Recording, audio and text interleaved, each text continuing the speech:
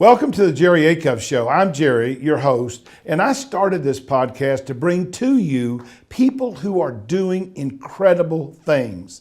I've always been fascinated by those who have found their greatness, and I'm excited to share the secrets of their success. Let's meet today's guest. Welcome to another episode of the Jerry Acuff Show. I am really happy today to have as our guest Tony Capullo. Tony and I are both entrepreneurs and now have an exciting business together as partners. Tony is a full-blooded Gator. That means University of Florida. He's a graduate of the University of Florida, and it will not take long if you talk to Tony to find that out.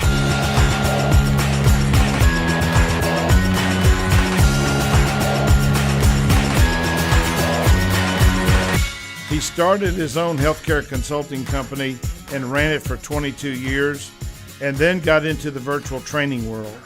Because he is a visionary, he got into this because he believes what Dr. Jamie Drave said was quoted as saying that virtual training will have the greatest impact on adult learning that's occurred in over 500 years.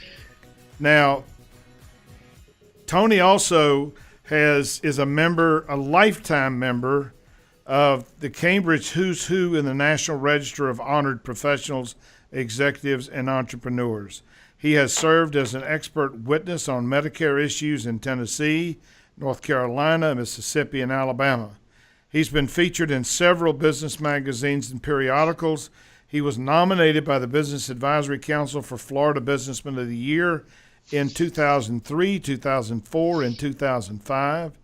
He served 9 years as a member of the editorial board for a report on Medicare compliance and has contributed articles to the Aspen Publishers Physician Practice Compliance Resource Manual and Strategies for Healthcare Compliance Officers.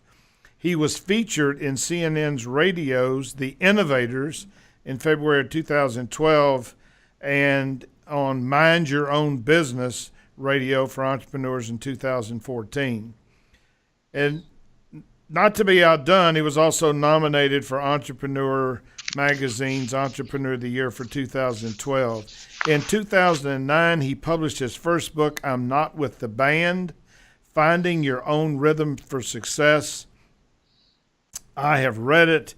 It is a terrific, terrific book about how you use your own authenticity to be successful. And that's exactly what Tony Capullo has done. And it's one of the reasons why he's as good a partner as any human could have.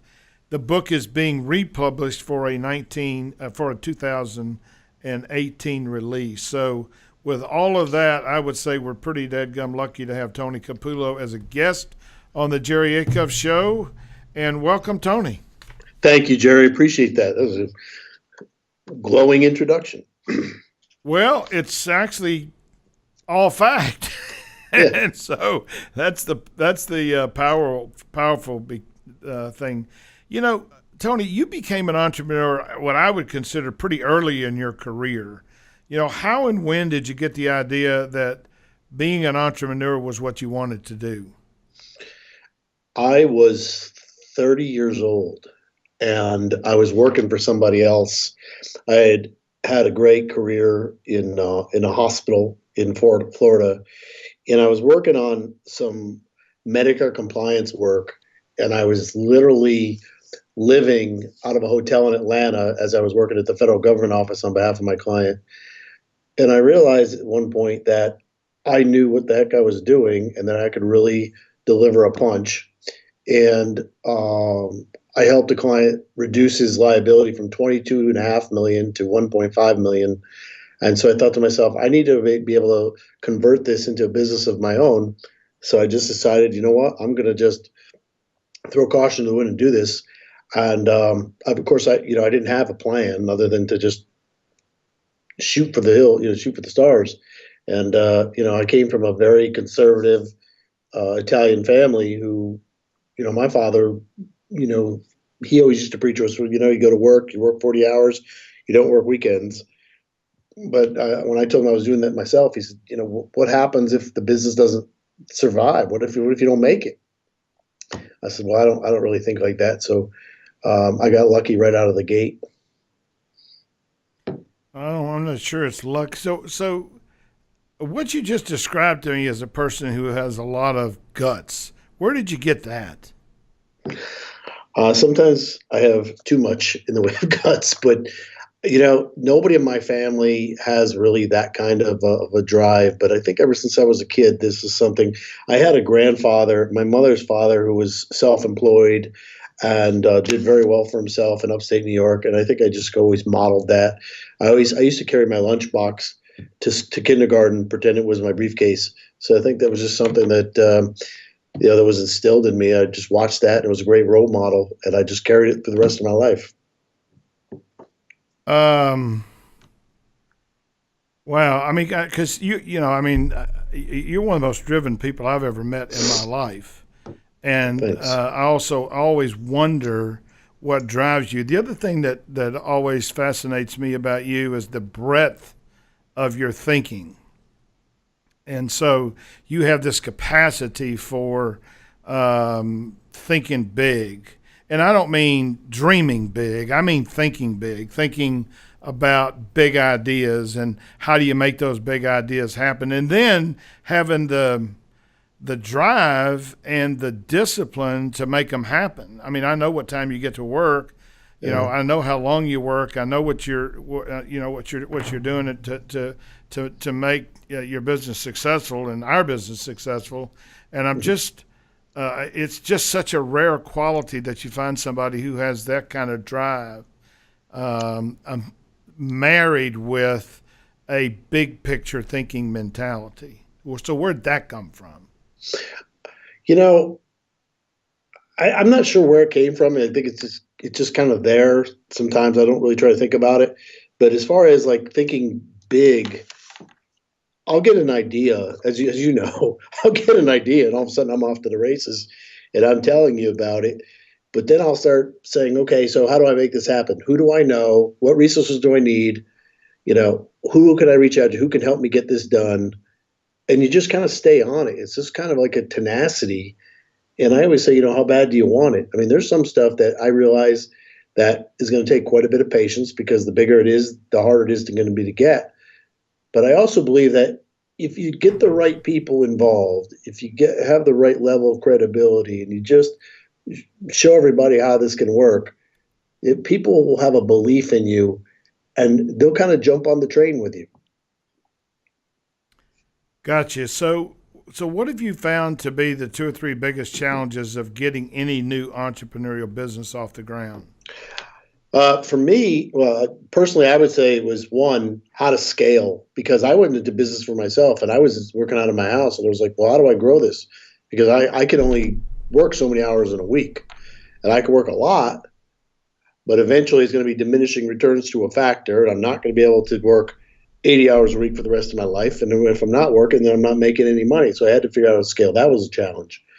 And so what I did was I started talking to people who had grown businesses, and literally would sit with them and ask questions. How do I do this? And this is my situation. That was one. The second biggest challenge was dealing with employees, because once I started bringing on employees, your whole world changes, as you know, better than anybody. People have personal issues. They have business issues. Not all the personalities are the same. They don't all buy into the culture. So, you have to weed through some people. You think you vetted them, but maybe they're not what you thought they were. So, it was some trial and error with me, but that was a challenge. So what do you like best about being an entrepreneur? Um, I have a need for speed, and and being an entrepreneur is a rush. When I first met you, which was 2 years ago, you know, and I sat with you in Philadelphia and listened to you talk about your business, and the passion came out. It's the thrill, and you never just. I don't think that you ever just enjoy what you have. I mean, you're okay with what you got, but you're not satisfied, and so that drive, that need to go to another level, kind of fuels me. It's kind of exciting. Yeah, I can see it because it's almost like every success is its own win. Yes. And anytime you win, there's a sense of satisfaction, self pride, etc. How is it that you came to the conclusion that virtual or online training was the wave of the future? I taught a very big hospital system for 3 years. I taught their employed physicians on Medicare fraud and abuse, how to comply with federal regulations. And I realized, I had to train 300 physicians, and it was just brutal to get them in the room to pay attention. And I really had no way of measuring whether what I was saying to them would stick. So I set out on a scavenger hunt to find a better way to deliver the content. And I mean, it's a fluke, but I was introduced to Brad Lee here at Lightspeed, like immediately. So I never looked at another system. I flew out here. I brought 4 people with me. We all evaluated it. Came out a second time. And Brad's great, right? And when I looked at his clientele and who he had, and as far as clients and the kind of capabilities of the system, which was, part of it was the track, measure, monitor part of it, I was sold.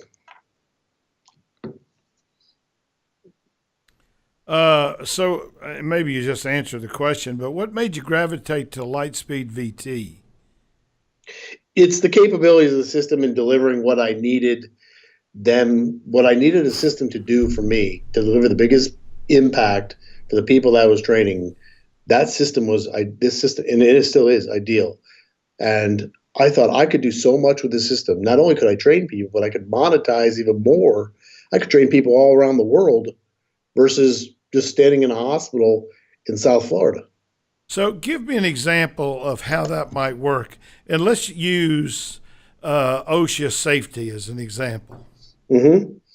So you teach OSHA safety, and you go, and if someone teaches OSHA safety, they would go on site to an organization and teach it in front of a classroom full of people or an auditorium full of people. And they get paid for the time that they're there, and they convey, whatever it is that they want to convey. They call it belly to belly, right? You're in front of the person, right? But what about if you have 100 people in that auditorium? What about the other hundreds of thousands of people that could also benefit from that message that aren't in that auditorium? How do you reach those people? So you virtualize yourself, right? You monetize your content. You take your expertise and you offer it on a subscription level basis, which was another reason why I did this, was because I started researching on the value of recurring revenue, the recurring revenue models that were successful in business. We charged historically by the hour. And then I started reading about the automatic customer, John Warlow. I actually reached out to him and he responded back to me and talked to him. And I started realizing, what? My company is not worth what it should be because I don't have recurring revenue. I have everything else, but I don't have recurring revenue. So let me just understand this, because I think this is really important for our audience to understand, because most of them are entrepreneurs. And I just met a very impressive woman who's going to focus on, how do you make sure that you, when your relatives die, that you get what's coming to you, because, the greatest transfer of wealth, in the history of mankind is about to happen because all these baby boomers are going to die. And 90% of people get it wrong. And so I'm sitting there saying to myself, that's a hard thing to train to people unless you build this gigantic cadre of, trainers one-on-one. But if you had a virtual training program, then anybody could buy it and master it. Is that fundamentally what I'm saying? It is. And to give you a great example, real life example, everybody knows Damon John of Shark Tank. Right. I'm familiar with him. A couple of years ago, the initial conversation with Damon before he decided to get on Lightspeed was, that Damon makes, a great payday speaking in front of 5,000 people in Connecticut for 3 hours. But the flip side of that is that's 5,000 people. How many hundreds of thousands of people don't hear that message that would pay to hear that message? Right. So if you're an entrepreneur and you want to maximize your revenue, then you can optimize your time by using, the Lightspeed training platform. Yes, I mean, you literally could be on an oil rig in the middle of the Gulf of Mexico and do OSHA training. And if you did that OSHA training, I mean, you and I know Apollonia Rockwell, who has OSHA training, and I just find it fascinating because, OSHA is such an important thing that it seems to me that having it done virtually means that everybody can get the same message. There's no excuse for not knowing exactly what to do, and it doesn't matter whether you're on an oil rig or whether you're in an office building or whether you're sitting in Starbucks. Most of these platforms have lessons that are 5 minutes or less. And so it just expands. And I think this is why Drave said that virtual training would be the greatest thing to happen to adult learning in the last 500 years, because it creates the opportunity for people to be able to learn wherever they are, as long as they have a computer, a tablet, or a phone. Yeah, and one thing I always ask people when I'm talking to another entrepreneur or a keynote speaker, somebody that's considering monetizing their content, I ask the question: if you left your business for 6 months and came back, would you be better, worse, or the same? And they all say, well, worse, which means your business runs you, you don't run it. But if you have recurring revenue in some kind of subscription level content, you don't have those issues, because Right. people will be doing it to their heart's content. So tell me, you mentioned Damon, John. Mm-hmm. Tell me who are some of the people that are on this platform that are either have launched their platform and you think have an opportunity to have a huge impact on some segment of their life, and then talk also about those people that are clients of yours that are building their content that are going to have a huge impact. Can you tell us a little bit about who those folks are? Because I want people to get an understanding that this is not something, that some company creates. This is actually something that people who have brilliant stuff to say are sharing with the world, and the world has the opportunity to get their message. So talk a little bit about who some of your clients are. Well, Jerry Acuff, for one. And he's a very good client, I can tell you. He's a very good client. I remember I reached out to him on July 6th of 2016.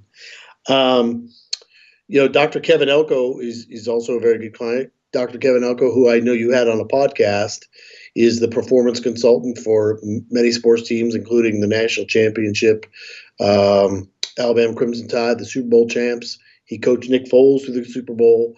And his reach is unbelievable. He also coaches businesses in Edward R. Jones and Wells Fargo and State Farm. We've got Tony Robbins. Everybody knows Tony Robbins. Tony, does business mastery through Lightspeed VT. We have Tim Grover. Tim Grover was the physical conditioning coach and mental coach for Michael Jordan, Dwayne Wade, Kobe Bryant, Charles Barkley. Grant Cardone. Grant Cardone is a sales trainer down in Miami Beach, Florida. So, we have an all-star list of clients, and Lightspeed is not just for the entrepreneurs, it's also a great learning system. So, we have General Motors, we have Nerium, Mitsubishi, eBay. Lightspeed, is a great learning system, and people can say, well, we have a learning system, we teach live. And my response to that is, okay, that's great, you taught live. What did they learn? Not what you taught. What did you learn? With this system, I can actually measure retention, which goes back to my original statement that the idea behind it was I wanted to be able to say, hey, I taught these guys, and I can show you what they learned. So, I mean, what's interesting is, Brad, who's the CEO of Lightspeed VT and one of the sharpest people that I've ever met, Brad says that great training, world-class training, contains 4 components. One is world-class content, and all those people you talked about deliver world-class content. The second thing is is repetition. And repetition is something that gets left out of much of training, especially training done live. The third thing is practice. And the fourth thing is accountability. And what the Lightspeed VT platform does, and this is the reason that I love it and the reason I created, Jerry Acuff VT, was because all of those things were included. And in the ordinary training that our company does, we don't do all four of those things nearly as well as a virtual training program does. Talk a little bit about a couple of folks that you are going to be launching their VT that you think will have a significant impact, because I know there's a couple of folks that you're in the process of getting launched fairly quickly that also can have a huge impact. And I want people to see the breadth of opportunity that there is by accessing a platform on Lightspeed VT, because it's such a force in how learning is going to change. The first person that comes to mind that we're fast tracking to launch, we should launch by third week of May, is Janine Driver. Janine is the world's #1 body language expert. She was the body language expert for the federal government before she retired, and now she's on the speaking tour, the speaking thing that she does. And she's been on Dr. Drew, Dr. Oz, the Today Show. She's getting a regular gig on Sirius Radio. They're talking to her about doing her own TV show. And if you ever talk to Janine, it's just a complete learning experience every time. And it's not just about body language. It's what you say and how you speak and how people think. And so she's putting all this content in for people to understand, even like for salespeople, Jerry, that she says, salespeople need to learn how to read other people's body language. They need to know how to word things so that it's best worded so that they can get the sale. They need to know how to understand an objection by the word that they hear. She's fascinating to me. When she was here for the first time, which was a couple months ago, I was just, everything she says is riveting. And so we're launching her. Tim S. Marshall down in South Florida. Tim is an entrepreneur. Tim does a lot of work for Konica Minolta. He does work for the Jacksonville Jaguars, the New Orleans Saints. And I mean, Tim is just all out, come right at you, get it done. And, he's been appointed to the board of a university. They're adopting his entrepreneurship program through Lightspeed as part of their curriculum. So I'm very excited about him as well. And, you talk to these people every day, just like when I talk to you. I mean, it's contagious. I mean, you walk out and you feel, wow, I'm really lucky to be around these people because they know so much. Well, the thing that's exciting to me is that you're on the forefront of what I think is going to be an evolution in adult learning. And I actually think that it'll ultimately bleed itself into college learning because while they have online classes, the online classes as they are currently constructed are not exactly the same as what is being done with other platforms. Last question. What's the hardest part about getting started as an entrepreneur? I think this is a great question. It's probably the best question. Where do you start? Where do you start? Where do you start? How much money do I need? What do I do? And for me, I just said, you know what? I'm just going to go find a client, ask somebody I've already established my value. I have the track record. I'm just going to walk in. I'm going to say, listen, I can get this done for you. Can we do a deal? And this is what you're going to get. And I just jumped in both feet. I mean, it's hard because I think there's a tendency to overthink. And, as Dr. Elko always says, dead in the head. Don't think, just do. So I think at that point, it was out of necessity. I just did it. I said, hey, I want to do work for you. And the guy said, sure, and gave me a contract. Well, what you're saying, not always that easy. But it was easy because you had a network. So what you did is the same thing I did. And I think it's what most really good entrepreneurs do is you used your network to get started. I mean, I remember when I started my hospital pharmacy consulting business, I went down to see the head pharmacist at a huge university hospital in the South. And I said, hey, I'm thinking about starting a business and I want to get your opinion as to whether this makes any sense or not. And he read my, small business plan and he said, well, how much would you charge me to fix the pharmacy downstairs? And I literally left there with a client. I didn't even go there to get the business. But I used my network and I think that's powerful stuff. Um, Let me just sort of summarize the things that I think Tony has said that need to be repeated because there's so many lessons here. Uh, I have drive. Boy, if that's a sentence you can say to yourself and it be true, there's nothing that'll stop you from being successful. You have to have drive. You have to have guts. The other thing that I heard you say is that you are great at asking yourself questions. I am. So you ask yourself questions, seeking answers.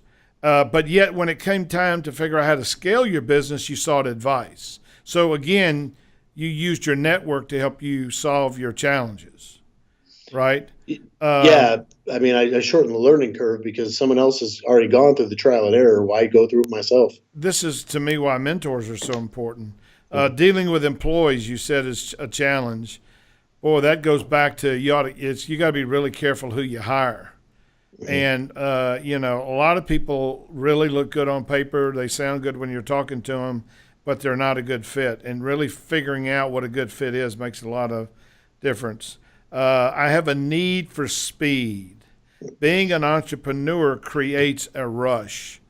And I think you'd have to change that to say being a successful entrepreneur creates a rush, because the rush comes when you see the ideas that you came up with actually come to fruition.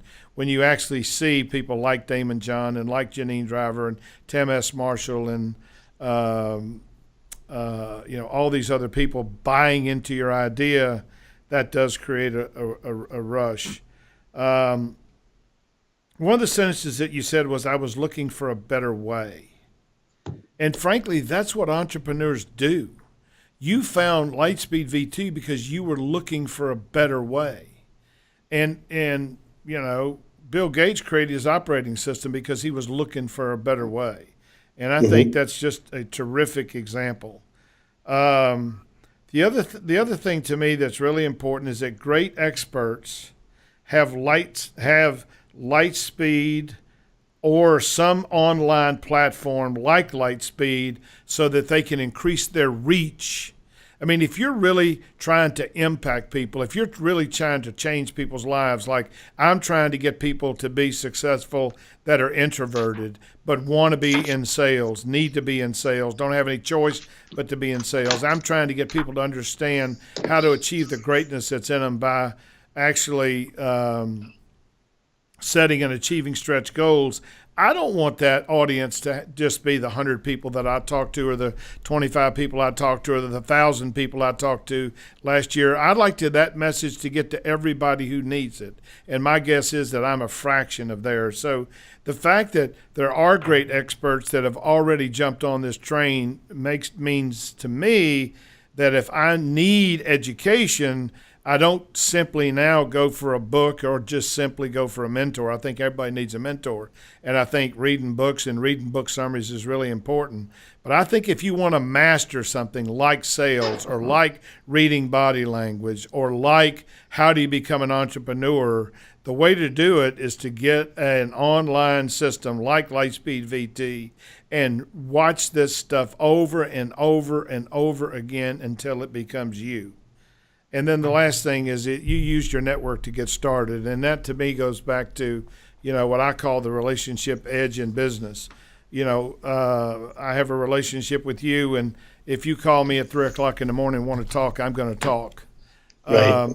And the relationship basically does two things for you. One is it gets people to want to listen. And when you went to that person, they listened to you. Now, they made their own decision as to whether they wanted to hire you or not, but they listened to you.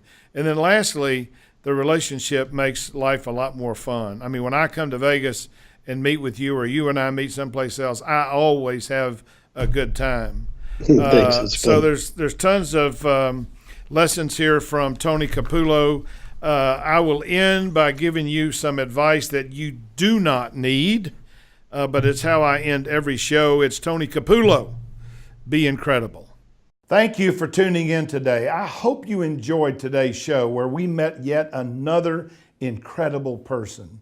As a thank you for listening, I want to extend a special offer. I want to give you 50% off of Jerry Acuff VT because I want to help you be incredible.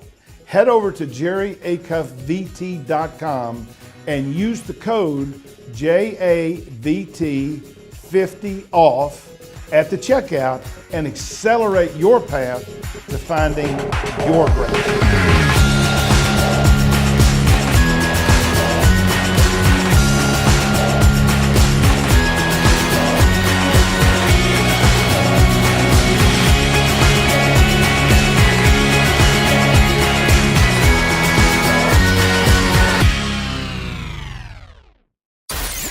Listening to RNCN, the digital destination for premium talk radio.